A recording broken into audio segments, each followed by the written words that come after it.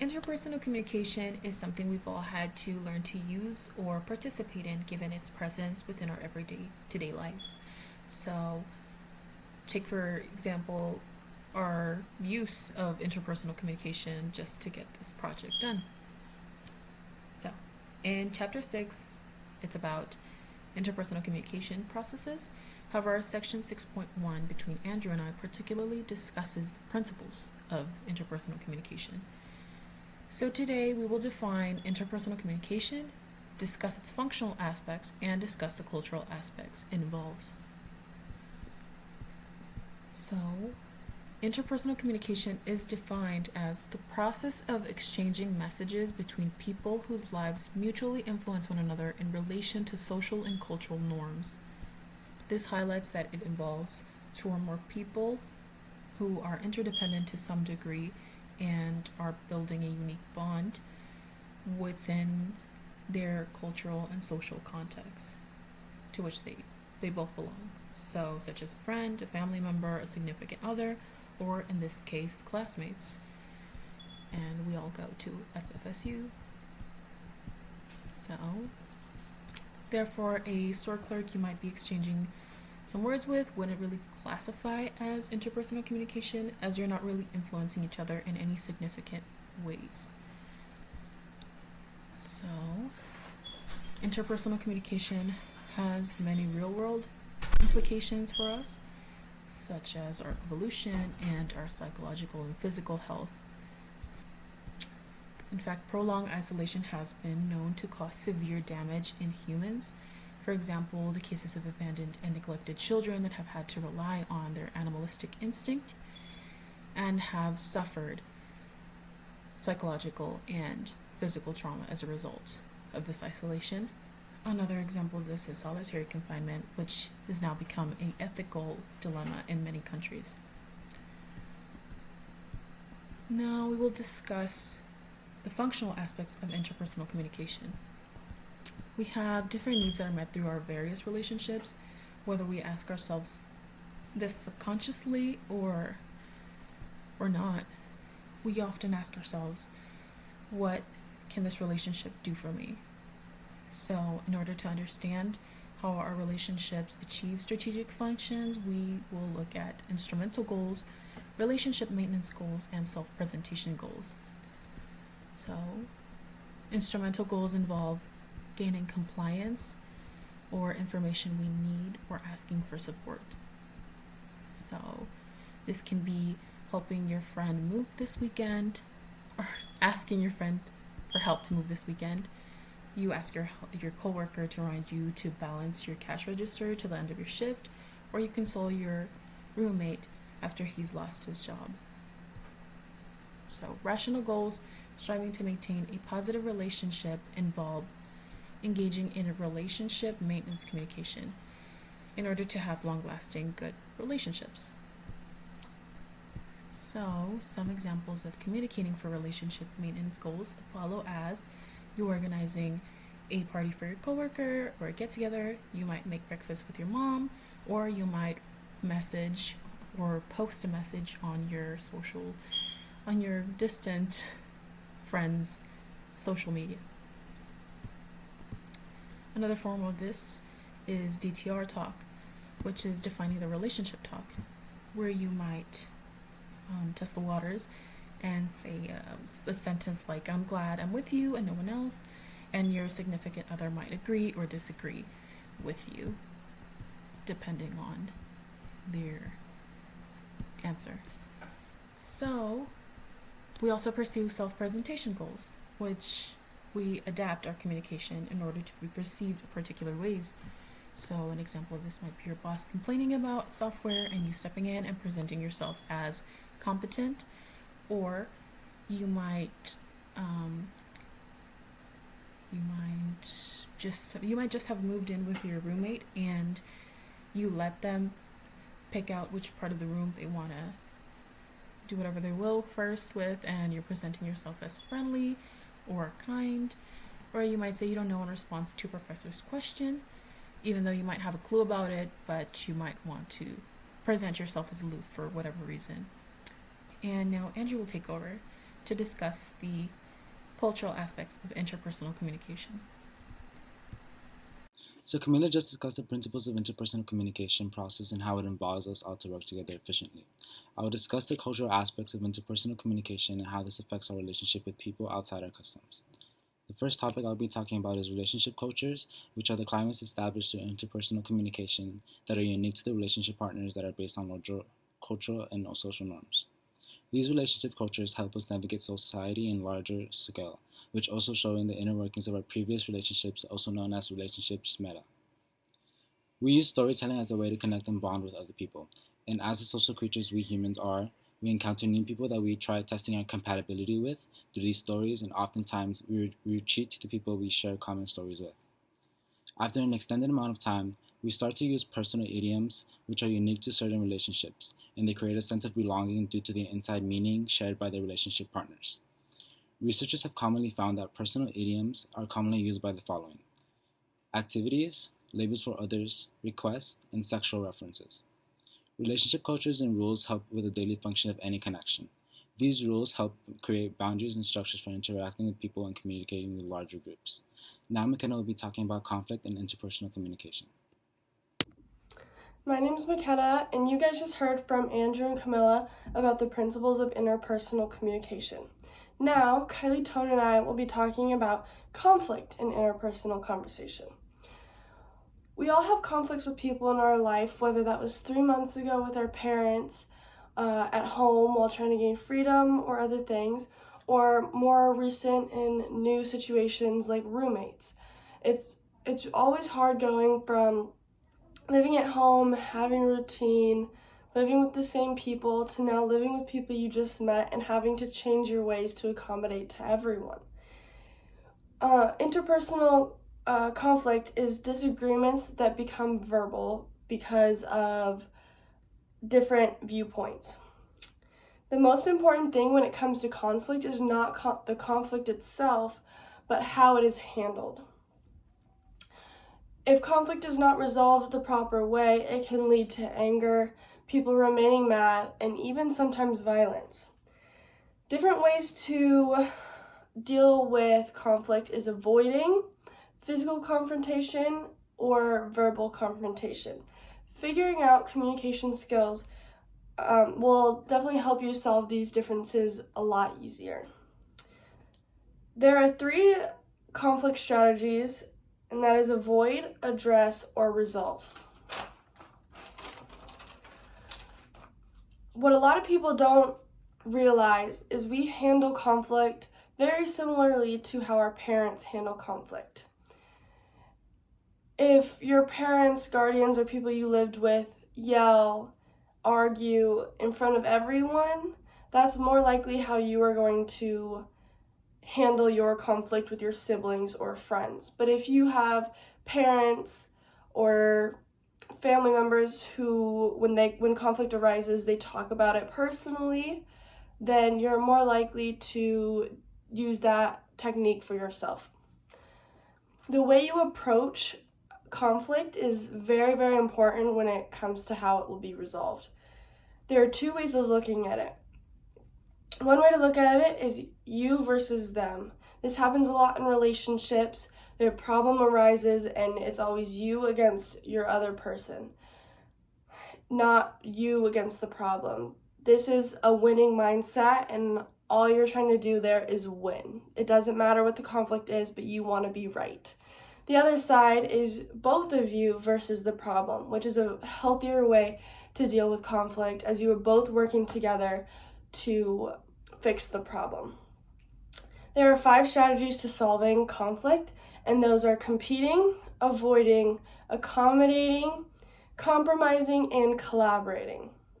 Now, Kylie is about to go over all 5 of these more in depth, as well as more information on conflict and interpersonal communication.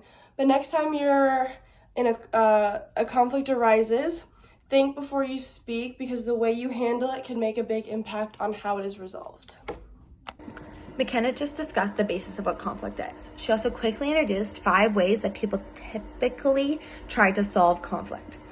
These are the different styles of conflict resolution, and they're placed into different categories dependent on the concern for self versus the concern for others. The first one I'm going to speak about today is competing. Competing shows a high concern for self and a low concern for others. When competing to try to win or solve a conflict, there is typically a I have to win mindset that may lead to more arguments. Second, I want to mention avoiding. This happens when somebody tries to solve conflict by pretending as if it never happened in the first place. For example, if you're really upset that your roommate woke you up at 2 a.m. but decided not to say anything about it. Typically, when this happens a few days or weeks down the road, there will be a blow up that becomes a way bigger problem than the original issue ever was. This is an idea called cumulative annoyance. To touch on one more of the styles of resolving conflict, we're going to talk about collaborating. This is typically seen as the best option and allows for all parties involved to end up winning. To collaborate, you must be willing to share your own ideas as well as listen and learn from the others involved and truly try to understand their perspective. I would also like to share some other tips and tricks that may help your communication skills when in a disagreement. One trick to allowing conflict to be easily resolved is the ability to be vulnerable. One way to do this is just to simply share how you're feeling or where your head's at with the other person. Opening up like this will make the other person involved feel like you care not only about the situation, but also about them. When you're faced with conflict, it is incredibly helpful to identify what causes you to react and what causes the other person to react. Being able to identify patterns like this and bring awareness to them will help the conversation move forward in a respectful manner. Being flexible is also an incredibly great skill to practice. It is vital that you at least try to understand where the other person is coming from. Practicing these things will allow you to simply resolve conflict with ease. One helpful tool to use when you're faced with conflict is to try your best not to make it personal. When there is an issue, there is typically an underlying reason why or a need that's not being met. To make this easier, I'm going to share an example from my own life. When I was leaving for college, my sister was very mean to me, very upset, very rude, and I didn't know where it was coming from. Eventually, I asked her why. She shared with me that it was because she was scared. She was scared of me leaving, she was scared of the unknown, and I was too. We collaborated and talked about this and created a plan. Our communication in that moment is what allowed us to still be close today. Next, Alina will be talking to you guys. Thank you. Thank you, Kylie and McKenna, for that presentation. Furthermore, emotions are a way of showing how one feels towards the people around them or their surroundings, so understanding them could help one understand their own emotions as well as others around them. There are two main categories of emotions which are really important to know because they will help people understand their own emotional process as well as others' people's emotional process. First, I will be discussing what emotions are and why we portray them. Second, I will be talking about primary emotions and what they consist of. Third, I will discuss secondary emotions and the many ways they differ from primary emotions. Emotions are behavioral, communicative, and psychological reactions to our stimuli, which are cognitively experienced as emotions. They tend to be something that is often experienced through some psychological changes. For example, a tense stomach, chills, or even increased heart rate. Sometimes these reactions won't be noticed by other people, so they would be called intrapersonal unless one changes their behavior that would alert other people to their emotional state. Emotions could at times be voluntary. For example, we could choose to ignore someone, which could show that you are angry or upset with them. Or you could show involuntary emotions, which could be shown as fidgeting or even avoiding eye contact. When we show our emotions, we would call attention to ourselves, which would show others how they would react. For instance, if someone we really care about would show any kind of sadness or distress, it would show us that we need to support them. There are many ways of how one could portray their emotions, but there are two sections in which they are divided. The first one is called primary emotions, which are emotions that appear rapidly and tend to last for a short period of time. Most of the time, these reactions tend to be something from an outside stimulus. Some of the emotions that go into this category are anger, joy, distress, surprise, disgust, and fear. I remember a time from middle school when I found out I got an A for my science exam. I felt a lot of joy, and I remember the feeling lasting for just a little bit. The second main category is called secondary emotions. These emotions are harder to recognize, which is why they differ from primary emotions. These kinds of emotions are processed through a different part of the brain, which does require more thinking, which means that these emotions are not reflexive. Some of the emotions that fit into this category would be guilt, love, pride, shame, embarrassment, jealousy, and envy. These types of emotions tend to take longer to go away. They would in fact take longer to develop in the first place. These emotions would also be interpersonal because they would most likely be experienced to people you feel most close to. And an example of this could be being jealous if your partner's showing more attention to someone else, or it could even be guilt due to you doing something that you regret. In conclusion, there are so many emotions out there, so it's really important to be able to recognize them and to know what they are and what the proper response would be. First, I discussed what emotions are and how they are portrayed. Second, I talked about primary emotions and what they consist of. Third, I discussed secondary emotions and how they differed from primary emotions. Emotions are really important and they come in many different forms, so I hope this presentation was able to make it more clear. Next, you will hear from Joanna, who will cover the topic of self-disclosure.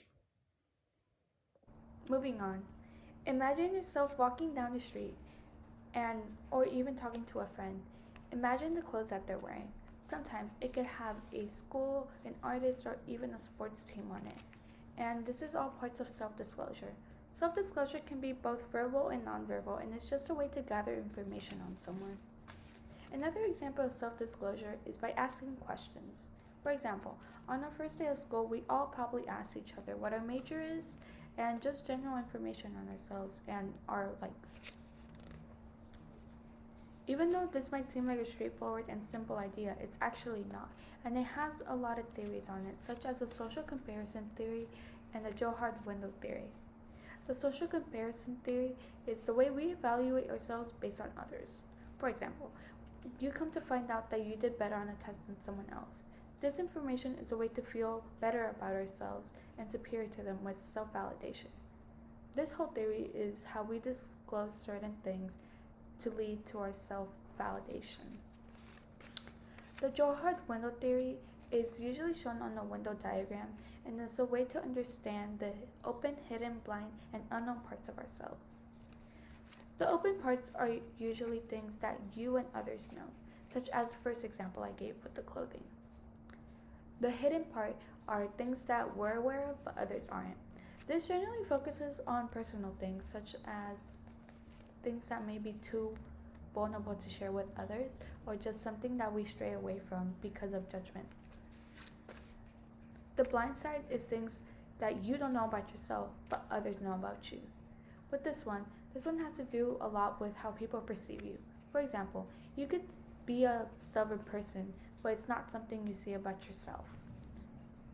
The unknown is a part that neither nor you or others know about. And in order to find this unknown parts of yourself, you have to get out of your comfort zone and explore new things. Let's say you've never been swimming before, and you come to find out that it's something that you really enjoy. That's a way of unlocking these unknown parts of yourself. So even after learning all about these theories on this subject and being aware of it, what is the process of it? The process of self-disclosure ties up to 4 main categories: observation, thoughts, feelings, and needs. Observations are usually based on things we've experienced. Thoughts are also based on things that we've experienced. Feelings are based on how we express ourselves towards others and certain things. Needs are our needs because of things that we have previously experienced. When coming to terms with all this information about ourselves, we choose to disclose it or not. If we do not choose to disclose certain things, it might be because of how personal it may be. But based on a scenario, this might make us go against that. For example, in a lot of movies, people tend to share their deepest, darkest secrets, or even just something very personal about themselves because of having the need to feel like they have to get it off their chest. After you learn different parts of self-disclosure, from how to disclose it, what self-disclosure is, and how it might make you feel, next time you walk down the streets, you can learn more about yourself